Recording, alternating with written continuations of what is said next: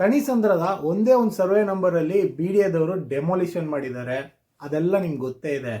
ಬರೀ ಅದು ಒಂದೇ ಒಂದು ಸರ್ವೆ ನಂಬರ್ಗೆ BDAದವರು ಪ್ಲಾನ್ ಮಾಡಿಲ್ಲ. ಇನ್ನು ಹೆಚ್ಚಿನ ಸರ್ವೆ ನಂಬರ್ಗಳಿದೆ. ಮುಂದಿನ ದಿನಗಳಲ್ಲಿ ನಿಮಗೂ ಈ ರೀತಿ ಆದರೂ ಆಗ್ಬೋದು. ಈಗ ಮುನ್ನೆಚ್ಚರಿಕೆ ಕ್ರಮ ತಗೊಂಡು ಅದಕ್ಕೆ ಸೊಲ್ಯೂಷನ್ ಮಾಡ್ಕೊಳ್ಳಿ ಅಂತ ಒಂದು ಅವೇರ್ನೆಸ್ ಕೊಡೋಣ ಅಂತಾನೆ ಈ ವಿಡಿಯೋ ಮಾಡ್ತಾ ಇರೋದು.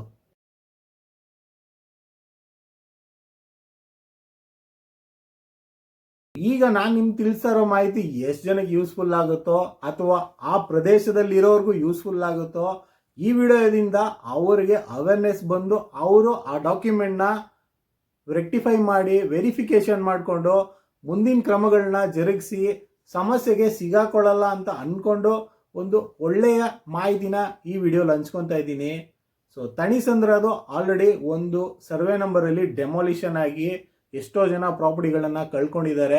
ಆ ಪ್ರಾಪರ್ಟಿಗಳಿಗೆ ಆಲ್ರೆಡಿ ಖಾತಾ ಮಾಡಿದ್ದೀವಿ, ರಿಜಿಸ್ಟರ್ ಮಾಡಿದ್ದೀವಿ, ರಿಜಿಸ್ಟ್ರೇಷನ್ ಫೀಸ್ ಕಟ್ಟಿದ್ದೀವಿ. ಈ ಥರ ಸಮಸ್ಯೆ ಇರುವ ಪ್ರಾಪರ್ಟಿಗಳು ಏನಕ್ಕೆ ರಿಜಿಸ್ಟ್ರೇಷನ್ ಮಾಡಬೇಕು ಅಂತ ಗಲಾಟೆ ಮಾಡ್ತಾ ಇರೋದು, ಅಳ್ತಾ ಇರೋದು, ಹಾಗೂ ಸರ್ಕಾರ ಇದಕ್ಕೇನು ಕ್ರಮಗಳನ್ನ ತಗೊತಾ ಇಲ್ಲ ಅಂತ ಎಷ್ಟೋ ಜನ ವಾದ ಆಗಿದೆ ಹಾಗೂ ಸರ್ಕಾರಕ್ಕೆ ದೂಷಿಸ್ತಾ ಇದೆ.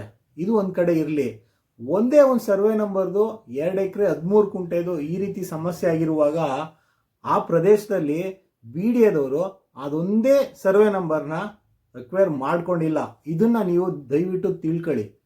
ಯಾಕಪ್ಪ ಅಂದಾಗ ಈ ವಿಡಿಯೋ ಮೂಲಕ ನಾನು ನಿಮ್ಮ ಜೊತೆ ಹಂಚ್ಕೊತಾ ಇರೋದು ಅದೇನೆ. ಅದಷ್ಟೇ ಅಲ್ಲ, ಈ ಸರ್ವೆ ನಂಬರ್ಗಳು ಅಂದರೆ ತಣಿಸಂದ್ರದ ಇನ್ನೂ ಹಲವು ಸರ್ವೆ ನಂಬರ್ಗಳನ್ನು BDAದವರು ಅಕ್ವೈರ್ ಮಾಡ್ಕೊಂಡಿದ್ದಾರೆ. ಅದರ ಕೆಲವು ಇಮೇಜ್ಗಳನ್ನ ನಾನು ನಿಮಗೆ ಅಪ್ಲೋಡ್ ಮಾಡ್ತಾ ಇದ್ದೀನಿ. ನೀವು ಬೇಕಾದ್ರೂ ಚೆಕ್ ಮಾಡ್ಕೊಬೋದು. RTCಲಿ ಮೇಲೆ ಮೆನ್ಷನ್ ಮಾಡಿದ್ದೀನಲ್ಲ ಇಮೇಜ್ಗಳಲ್ಲಿ, ಈ ಸರ್ವೆ ನಂಬರ್ಗಳನ್ನು BDAದವರು ಅಕ್ವೈರ್ ಮಾಡ್ಕೊಂಡಿದ್ದಾರೆ. RTCಲಿ BDAಗೆ ಸೇರಿದ ಜಾಗ ಅಂತ ರಿಫ್ಲೆಕ್ಟ್ ಆಗ್ತಾ ಇದೆ. ಸೊ 2 ಎಕರೆ 13 ಕುಂಟೆಯಲ್ಲಿ ಏನು ಡೆಮಾಲಿಷನ್ ಮಾಡಿದ್ರಲ್ಲ, ಮುಂದಿನ ದಿನಗಳಲ್ಲಿ ಈ ಸರ್ವೆ ನಂಬರ್ಗಳಿಗೂ ಕೋರ್ಟಿಂದ ಆರ್ಡರ್ ತಗೊಂಡ್ಬಂದು ಡೆಮಾಲಿಷನ್ ಮಾಡಿದ್ರು ಮಾಡ್ಬೋದು, ನನಗೆ ಗೊತ್ತಿಲ್ಲ.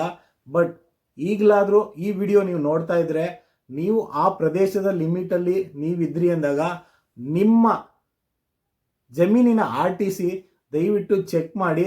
ಅದರಲ್ಲೇನು ಈ ಥರದ್ದೇ ಏನಾದರೂ ಬರ್ತಾ ಇತ್ತು ಅಂದಾಗ ಮುಂದಿನ ಕ್ರಮನ ಈಗಲಿಂದಾನೇ ಪ್ರಿಪೇರ್ ಮಾಡ್ಕೊಳ್ಳಿ ಅಂತ ಒಂದು ಅವೇರ್ನೆಸ್ ಕೊಡೋಣ ಅಂತಾನೆ ಈ ವಿಡಿಯೋ ಮಾಡ್ತಾ ಇರೋದು. ಈ ಲ್ಯಾಂಡ್ ಓನರ್ಗಳು ಎಷ್ಟೆಲ್ಲ ಗೇಮ್ ಮಾಡ್ತಾರೆ, ಎಷ್ಟೆಲ್ಲ ಸಮಸ್ಯೆಗಳನ್ನ ತರ್ತಾರೆ ಅಂತ ನೀವು ತಿಳ್ಕೊಳ್ಳೋಕ್ಕೆ ಇದೊಂದು ಲೈವ್ ನಿದರ್ಶನ. ಜಮೀನ್ದಾರ ಅಂತ ನಾವು ಹೇಳ್ತೀವಿ, ಅವ್ರ ಹೆಸರು ರಿಫ್ಲೆಕ್ಟ್ ಆಗ್ತಾನೆ ಇರುತ್ತೆ. ಬಟ್ ಅವರು ಸರ್ಕಾರಕ್ಕೆ ಯಾವುದೇ ಥರದ ಮಾಹಿತಿಗಳನ್ನು ಕರೆಕ್ಟಾಗಿ ತಿಳಿಸದೆ ಇನ್ನೊಬ್ಬರಿಗೆ ಪವರ್ ಆಫ್ ಅಟರ್ನಿ ಕೊಟ್ಬಿಟ್ಟು, ಏನು ಹೇಳಿ, ಅವರು ಡೈರೆಕ್ಟಾಗಿ ಮಾರಲ್ಲ, ಇನ್ನೊಬ್ರಿಗೆ ಪವರ್ ಆಫ್ ಅಟರ್ನಿ ಕೊಟ್ಬಿಟ್ಟು ಅವರ ಮುಖಾಂತರ ಬೇರೆಯವ್ರಿಗೆ ಮಾರ್ತಾರೆ.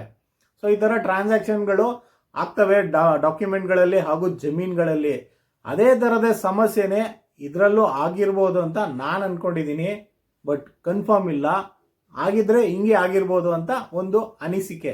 ಇದೇ ಥರನೇ ರೆವಿನ್ಯೂ ಸೈಟ್ಗಳಲ್ಲೂ ಜಮೀನ್ದಾರು ಡೈರೆಕ್ಟಾಗಿ ಬಂದು ಯಾವುದೇ ಥರದ ಲೇಔಟ್ಗಳ ಫಾರ್ಮೇಷನ್ ಆಗಿರುತ್ತಲ್ಲ ಅದರಲ್ಲಿ ಸಿಗ್ನೇಚರ್ ಹಾಕೇ ಇರಲ್ಲ.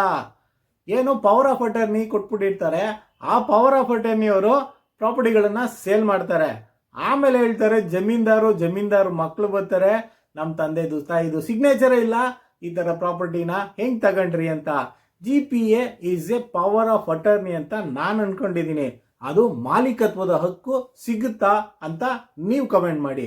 ಈಗ ಕೆಲವರು ಅನ್ಕೊಬೋದು ಅಪ್ರೂವ್ಡ್ ಲೇಔಟ್ ಆಗಿದೆ ಸರ್, ಬಟ್ ಏನು ಜಮೀನ್ದಾರ ಡೈರೆಕ್ಟ್ ಆಗಿ ಮಾರಿಲ್ಲ, GPA ಹೋಲ್ಡರ್ ಕೊಟ್ಟಿದ್ದ ಬಿಲ್ಡರ್ಗೆ, ಆ ಬಿಲ್ಡರ್ ನಮಗೆ ಮಾರಿದಾನೆ, ನಾವು ತಗೊಂಡಿದ್ದೀವಿ. ಅಪಾರ್ಟ್ಮೆಂಟ್ ಆಗಲಿ ಸೈಟ್ ಆಗಲಿ ಇದೇ ಥರನೇ ಮಾಡ್ತಾ ಇರೋದು. ಬಿಲ್ಡರ್ ಹೆಸರಿಗೆ ಎಲ್ಲ ಥರದ ಅಪ್ರೂವಲ್ ಮಾಡಿರ್ತಾರೆ, ಅವರು ಮಾರಾಟ ಮಾಡ್ತಾರೆ. ಇದರಲ್ಲಿ ತಪ್ಪೇನಿದೆ ಅಂತ ಕೆಲವ್ರು ಅನ್ಕೊಬೋದು.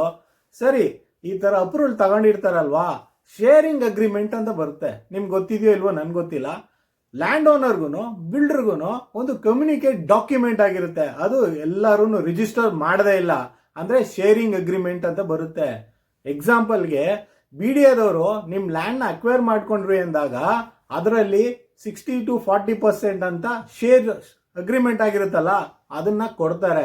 ಅದೇ ಥರನೇ ಲ್ಯಾಂಡ್ ಓನರು ಬಿಲ್ಡರು ಅಗ್ರಿಮೆಂಟ್ ಮಾಡ್ಕೊಂತಾರಲ್ಲ ಅದನ್ನ ನೀವು ತಗೊಂಡಿದ್ದೀರಾ? ಫ್ಲಾಟೋ ಒಂದು ಸೈಟೋ ನೀವು GPA ಬೇಸ್ ಮೂಲಕ ರಿಜಿಸ್ಟರ್ ಮಾಡ್ಕೊತಾ ಇದ್ದೀರಾ. ಇರ್ಲಿ, ನಿಮ್ಗೆ ಗೊತ್ತಿರುತ್ತಾ ಆ ಫ್ಲಾಟು ಯಾರ ರೇಷಿಯೋಗೆ ಹೋಗಿದೆ, ಬಿಲ್ಡರ್ ಕಡೆದ ಲ್ಯಾಂಡ್ ಓನರ್ ಕಡೆದ ಅಂತ? ನಿಮ್ಮ ಹೆಸರಿಗೆ ಸೇಲ್ ಡೀಡ್ ಆಗುವಾಗ ಬಿಲ್ಡ್ರು ಹಾಗೂ ಲ್ಯಾಂಡ್ ಓನರು ಇಬ್ರು ಬಂದು ನಿಮ್ಮ ಡಾಕ್ಯುಮೆಂಟ್ಗೆ ಸೈನ್ ಹಾಕಿದ್ರೆ ತಾನೇ ಲೀಗಲ್ ಆಗಿ ಕಂಪ್ಲೀಟ್ ಆಗುತ್ತೆ ಅಂತ ನಾನು ಅನ್ಕೊಂಡಿದ್ದೀನಿ. ಸಪೋಸ್ ಏನಾದರೂ ಸಮಸ್ಯೆ ಬಂತು ಅಂದಾಗ ಅದಕ್ಕೆ ರಿಲೆವೆಂಟ್ ಡಾಕ್ಯುಮೆಂಟು ನಿಮ್ಮ ಹತ್ರ ಇರುತ್ತಾ? ಅದಷ್ಟೇ ಅಲ್ಲ ರೀ, ಲಕ್ಷಾಂತರ ರೂಪಾಯಿ ಕೊಟ್ಟು ಒಂದು ಪ್ರಾಪರ್ಟಿ ಆಗಲಿ ಒಂದು ಫ್ಲ್ಯಾಟ್ನ ಪರ್ಚೇಸ್ ಮಾಡ್ತೀರಾ. ಆ ಪರ್ಚೇಸ್ ಮಾಡುವಾಗ ನೀವು ಸಂದಾಯ ಮಾಡ್ತೀರಲ್ಲ ಅಮೌಂಟು, ಅದು ಯಾರಿಗೆ? GPA ಹೋಲ್ಡರ್ ತಾನೆ, ಎಕ್ಸಾಂಪಲ್ ಬಿಲ್ಡರ್ಗೆ ತಾನೆ. ಲ್ಯಾಂಡ್ ಓನರ್ಗೆ ಏನಾದ್ರು ಕೊಡ್ತೀನಿ ಅಂತ ನಿಮ್ಮ ಡಾಕ್ಯುಮೆಂಟಲ್ಲಿ ಮೆನ್ಷನ್ ಆಗಿರುತ್ತಾ? ಇಲ್ಲ ತಾನೆ. ಆ ಡಾಕ್ಯುಮೆಂಟಲ್ಲಿ ಲ್ಯಾಂಡ್ ಓನರ್ದು ಕನ್ಸಂಟಿಂಗ್ ವಿಟ್ನೆಸ್ ಇತ್ತು ಅಂದರೆ ಹೆಂಗಿರುತ್ತೆ? ಒಂದು ಸೆಕೆಂಡ್ ಯೋಚನೆ ಮಾಡಿ. ತುಂಬ ಸತಿ ಇದೇ ಡೈಲಾಗ್ ಹೇಳೋದು, ಯಾರ್ದೋ ನಂಬಿಕೆ, ಯಾರ್ದೋ ವಿಶ್ವಾಸ, ಯಾರ್ದೋ ಮಾತು, ಯಾರ್ದೋ ಭರವಸೆ, ಅದನ್ನ ಇಟ್ಕೊಂಡು ನಾವಿದೀವಿ, ತಲೆ ಕೆಡ್ಸ್ಕೊಂಬಿಡಿ, ಸಮಸ್ಯೆ ಬಂದರೆ ನಾವು ನಿಂತ್ಕೊಂತೀವಿ ಅಂತ ಹೇಳೋರ್ನ ಕರ್ಕೊಂಡು ಹೋಗ್ಬಿಟ್ಟು ಒಂದೇ ಒಂದು ವಿಟ್ನೆಸ್ ಸಿಗ್ನೇಚರ್ ಹಾಕ್ಸ್ರಿ ನೋಡೋಣ. ಯಾರೂ ಹಾಕಲ್ಲ. ನಾಳೆ ದಿನ ಈ ಡಾಕ್ಯುಮೆಂಟಲ್ಲಿ ನಾನು ಸೈನ್ ಹಾಕ್ಬಿಟ್ರೆ ನಾನು ಹೋಗ್ಬೇಕಲ್ಲಪ್ಪ ಅಂತ ಯೋಚನೆ ಮಾಡ್ತಾವ ಕಾಲ. ಸೊ ಈಗ ನಾನು ಇಷ್ಟೆಲ್ಲ ತಿಳಿಸಿರೋ ಮಾಹಿತಿ ಬರೀ ತಣಿಸಂದ್ರ ಒಂದೇ ಒಂದು ಪ್ರದೇಶಕ್ಕೆ ಸೀಮಿತವಾಗಿ ಆಗಲ್ಲ. ನೀವು ಇನ್ಮೇಲೆ ಅಥವಾ ಈಗ ಏನಾದರೂ ಪ್ರಾಪರ್ಟಿ ತಗೊಂಡಿದ್ರೆ ಇನ್ಮೇಲೆ ತಗೊಳಕ್ ಹೋದ್ರೂ ದಯವಿಟ್ಟು ಲ್ಯಾಂಡ್ ರೆಕಾರ್ಡ್ಗಳನ್ನ ನೋಡಿ, RDC ಚೆಕ್ ಮಾಡಿ, ಪ್ರೆಸೆಂಟ್ ಓನರ್ ಯಾರಿದ್ದಾರೆ, ಯಾರಿಗ್ ಹೋಗಿದೆ, ಏನಿದೆ ಅಂತ ಎಲ್ಲ ರಿಫ್ಲೆಕ್ಟ್ ಆಗುತ್ತೆ. ಈಗಲೂ ಹೇಳ್ತೀನಿ ಕೇಳಿ, ಎಷ್ಟೋ ಜಮೀನ್ದಾರುಗಳು ಕೇಸ್ ನಡೀತಾ ಇದೆ ಪ್ರಾಪರ್ಟಿ ಮೇಲೆ, RTCಲಿ ರಿಫ್ಲೆಕ್ಟೇ ಮಾಡಿರೋದೆ ಕೇಸ್ ನಡೆಸ್ತಾ ಇದ್ದಾರೆ. ಇದು ನಿಮ್ಗೆ ಗೊತ್ತಿದೆಯಾ?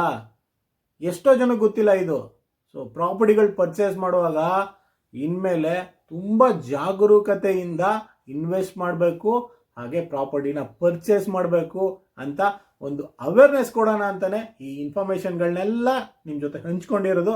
ನಿಮಗೆ ವ್ಯಾಲಿಡ್ ಆಗುತ್ತೆ ಅಂತಾನೆ.